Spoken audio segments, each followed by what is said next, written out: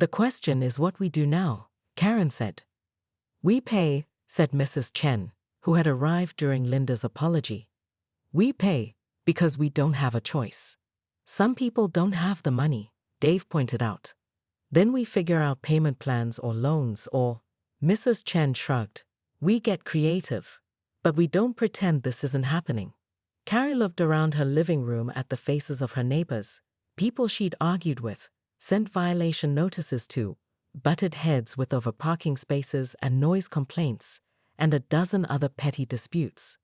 Now they were all united by the same crisis, the same impossible choice between financial hardship and losing their homes. I have a proposal, Karen said finally. Everyone turned to look at her. I take over as project manager for the entire repair. Full oversight, daily reports, direct communication with contractors and engineers. No cost overruns without board approval. No delays without explanations. No surprises. That's a huge responsibility, Robert Kim said. He'd arrived sometime during the morning chaos, looking like he hadn't slept. Someone has to do it, Karen replied. And frankly, I'm the only one here who seems comfortable being hated when I make unpopular decisions. A few people laughed, but it wasn't entirely humor. What do you want in return? Asked Dave. Karen picked up the claw hammer from the counter, feeling its familiar weight in her hands. Complete authority over this project. No second guessing, no committee decisions, no board interference. You hired me to fix this mess, let me fix it. That sounds dangerously close to a dictatorship, Linda observed. Sometimes dictatorships get things done, Mrs. Chen said dryly. The room fell quiet as everyone considered the proposal. Finally, Robert spoke up. All in favor of giving Karen complete project authority? 8 hands went up. Only Linda abstained. Motion carries, Robert said. God help us all. As the neighbors filed out of her apartment, each taking copies of the payment plan information, Karen remained in her kitchen with her hammer and her growing sense of purpose. Her phone buzzed with a text from Mike Rodriguez, the contractor. Heard you're running the show now. Good. We can work with someone who makes decisions. Karen smiled and typed back. Work starts Monday at 8 a.m. sharp. Not 7:15, not 7:45. 8 o'clock. The response came immediately. Yes, ma'am. Bring your hammer. Karen looked out her kitchen window toward the empty pool, where yellow caution tape fluttered in the morning breeze like prayer flags. In 6 months, if everything went according to plan, children would be swimming there again. Families would gather for barbecues. The community would be whole. Of course, first she had to survive the next 6 months without her neighbors staging a revolt. Karen hefted the hammer one more time, then placed it carefully in the kitchen drawer. She had work to do. But as she reached for her project management binder, a thought nagged at the back of her mind. What if the water damage was worse than the engineer's initial assessment? What if $1,500 per unit wasn't enough? What if she just promised to solve an unsolvable problem? Karen pushed the doubts aside and opened the binder. Whatever came next, she'd face it the same way she'd faced everything else. Head on. With a hammer if necessary, and absolutely no patience for people who preferred comfortable lies to difficult truths. The pool would be fixed. She'd make sure of it. Even if it killed her. The hammer made contact with the pool contractor's toolbox at exactly 7:23 a.m., sending wrenches and measuring tape scattering across the pristine concrete like metallic confetti. Karen Whitmore stood over the chaos, her perfectly manicured fingers still gripping the rubber handle, her face flushed with the kind of righteous indignation that had made her legendary in Sunset Meadows Homeowners Association. Ma'am, what the hell? Contractor Mike Rodriguez started, but Karen's voice cut through the morning air like a buzzsaw. Don't you mind me, young man? This pool renovation was supposed to begin at 8 o'clock sharp, not 7:15. She gestured wildly with the hammer toward the chlorinated crater that had been their community pool for the past decade. The noise ordinance clearly states, "Lady, we're trying to beat the heat," Mike interrupted, wiping sweat from his forehead despite the early hour. "It's gonna be 95 degrees by noon." Karen's eyes narrowed to laser-focused slits. She'd been HOA treasurer for 3 years. board member for 5, and self-appointed neighborhood watchdog for longer than anyone cared to remember. She knew every bylaw, every regulation, every comment in their community charter. More importantly, she knew when people were trying to circumvent her authority. The contract specifically states 8 a.m., she repeated, pulling a perfectly organized folder from her oversized purse. The manila folder was labeled Pool Piro GCT in her characteristic block letters, complete with color-coded tabs. Furthermore, your permit application didn't include early morning work exceptions. Mike's partner, Tommy, emerged from their truck carrying a jackhammer. He took one look at Karen brandishing both hammer and paperwork, and slowly backed toward the vehicle. "We can wait 37 minutes, Mike said carefully, eyeing the hammer. "But every minute costs money, and that comes out of your association's budget." Karen's grip tightened on the hammer handle. The monthly dues increase she'd pushed through last spring had been controversial enough. Mrs. Chen from Unit 47 was still giving her dirty looks at the mailboxes. But she couldn't let contractors think they could steamroll Sunset Meadows just because it was hot outside. "Money?" she laughed, but there was no humor in it. "You want to talk about money? This project is already 3 weeks behind schedule and 15% over budget. My neighbors are asking questions I don't have answers for." The truth hit harder than she'd expected. Karen prided herself on having answers, on being the person people came to when things went wrong. But lately, everything seemed to be going wrong at once. The roof repairs on Building C had revealed structural issues. The landscape maintenance company had doubled their rates. And now the pool, their crown jewel amenity that justified the premium HOA fees, looked like a construction disaster zone. "Look, Mrs." Mike started. "Whitmore. Karen Whitmore, HOA treasurer and project liaison." "Mrs. Whitmore, we're good at what we do. But we need to work with the weather, not against it. That means starting early some days." Karen stared at the drained pool, its cracked concrete walls exposed like broken teeth. 3 weeks ago, it had been a sparkling oasis where families gathered for summer barbecues and children learned to swim. Now it represented everything she feared losing control of, the carefully maintained order that made Sunset Meadows more than just another aging suburban complex. She lowered the hammer slowly, but didn't release it. "Fine. But next time, you call me first." Mike nodded, relief evident in his shoulders. "Deal." As the crew resumed their setup, Karen remained at the pool's edge, hammer still in hand, watching the sun climb higher over the red tile roofs of her domain. Something told her this was just the beginning. She moved to the window overlooking the pool area, where yellow caution tape now surrounded the construction zone like crime scene barriers. "You want to know the really frustrating part? I've been trying to prevent exactly this situation for 3 years. Every time I pushed for proactive maintenance, every time I insisted on following proper procedures, people complained I was being too rigid, too controlling." "Karen," Robert started. "Too much like a Karen," she continued, her voice rising. "Well, congratulations. You got exactly what you wanted, someone else making the hard decisions.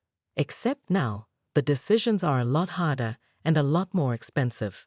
Linda stood up abruptly. "This isn't helping anyone." "No, but it's honest," Karen replied, turning back to face the room. "We've been avoiding reality for too long, and reality doesn't care about our budget constraints or our feelings." Robert leaned back in his chair, looking older than his 62 years. "So what do you recommend?" Karen set the ball-peen hammer down and picked up the claw hammer, the one that had started everything. "We bite the bullet. We approve the special assessment.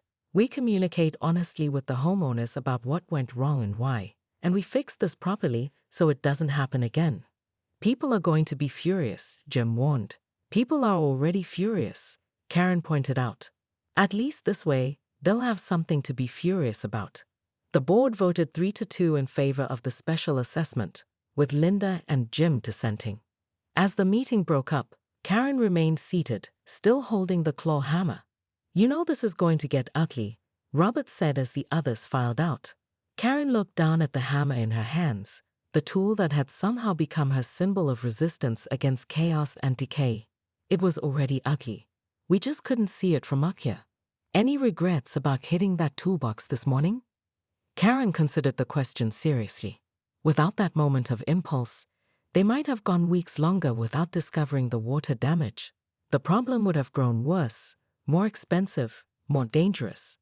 Ask me in 6 months, she said finally. As Robert left, Karen remained alone in the clubhouse with her 3 hammers and a pile of documents that would change everything for Sunset Meadows. Outside, the empty pool sat in darkness, waiting for decisions that would determine not just its fate, but the future of their entire community. Her phone buzzed with a text message from Mrs. Chen. Heard about the meeting. Whatever you decide, I'm with you. Karen smiled for the first time all day, picked up her hammers, and headed home to prepare for the war she knew was coming. 3 weeks later, Karen stood in her kitchen at 6 a.m., loading her coffee maker and checking the weather forecast on her phone. The special assessment letters had gone out yesterday, and she expected her doorbell to start ringing soon.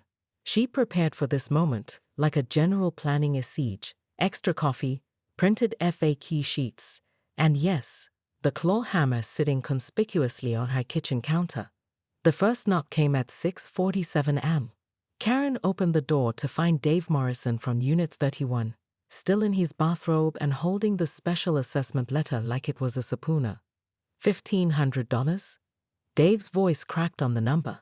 Karen, I just paid for my daughter's wedding. My wife needs dental work. Where am I supposed to get $1,500?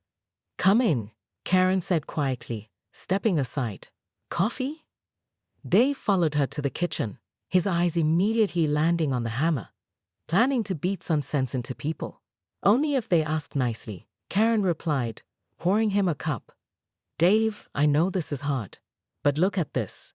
She pulled out her tablet and showed him the structural engineer's photos. This is what $1,500 prevents. The images were stark: water damage spreading like cancer through the building's foundation, concrete beginning to crumble, metal supports showing rust stains. Dave studied them with growing alarm. How long has this been going on? The engineer estimates 18 months minimum, possibly longer. Dave set down his coffee cup with shaking hands. My unit is in Building B. I know. If this gets worse, your unit becomes worthless, Karen finished. Everyone's does. They sat in silence for several minutes, the weight of the situation settling between them like dust. Finally, Dave looked up at the hammer on the counter. Is that the one you hit the contractor with? Hit his toolbox, Karen corrected. And yes. Good, Dave said, surprising her. Someone needed to stop pretending everything was fine.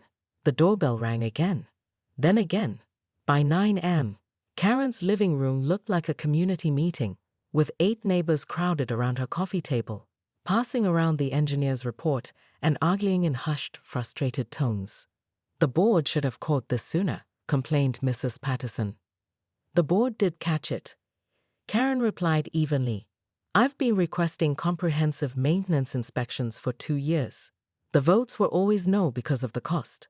$200 for an inspection versus $1,500 for repairs, muttered Jim Chen, Mrs. Chen's son who'd driven over from downtown. Brilliant math. Linda Martinez arrived at 9:30, looking harried. Karen, I owe you an apology. No, you don't. Yes, I do. I called you controlling, micromanaging, obsessive about details.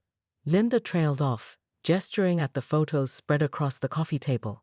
Turns out obsessive about details is exactly what we needed.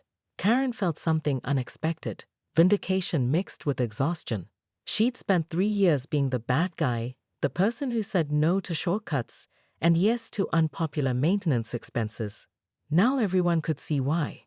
But the validation felt hollow against the scope of the disaster they were facing. By 10 a.m., Karen had made 3 additional visits to the pool construction site, each time armed with a different clipboard and a growing sense of unease. What she discovered on her 4th visit made her grab the hammer again, but for entirely different reasons. Stop, she shouted, racing across the pool deck in her sensible walking shoes. Stop everything right now.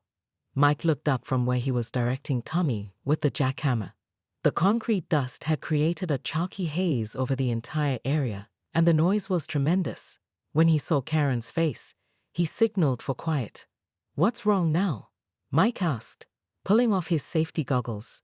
Karen pointed with her hammer toward the pool's deep end, where Tommy had been breaking up the old concrete. "Look at that wall.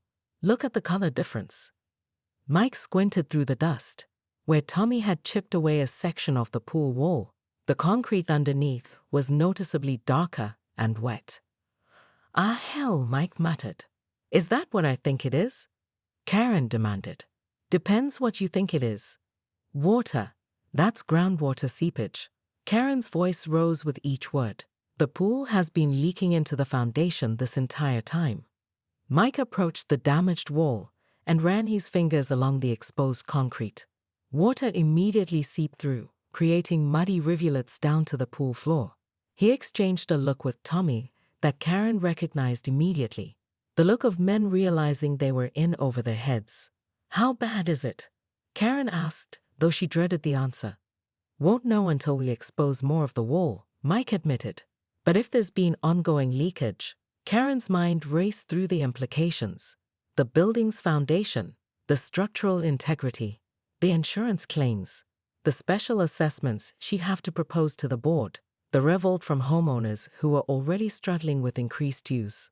"How long?" she asked quietly. "To assess the damage. Maybe 2 days. To fix it." Mike shrugged helplessly. "Could be weeks. Could be months." Karen felt something crack inside her chest. Not breaking, exactly, but shifting like ice under pressure. For 3 years, she'd prided herself on maintaining Sunset Meadows' property values, on preventing exactly this kind of catastrophic surprise. She'd argued with neighbors about lawn maintenance and noise complaints and parking violations, because details mattered, because someone had to care about the small things to prevent big disasters. Except this disaster had been brewing silently beneath their feet the entire time. "Mrs. Whitmore?" Mike's voice seemed to come from far away. "You okay?" Karen realized she was gripping the hammer so tightly her knuckles had gone white. She forced herself to loosen her hold, but didn't set it down. The hammer had become something more than a tool. It was proof she could still fix things, still take action when everything else seemed beyond her control. "I need to make some calls," she said finally.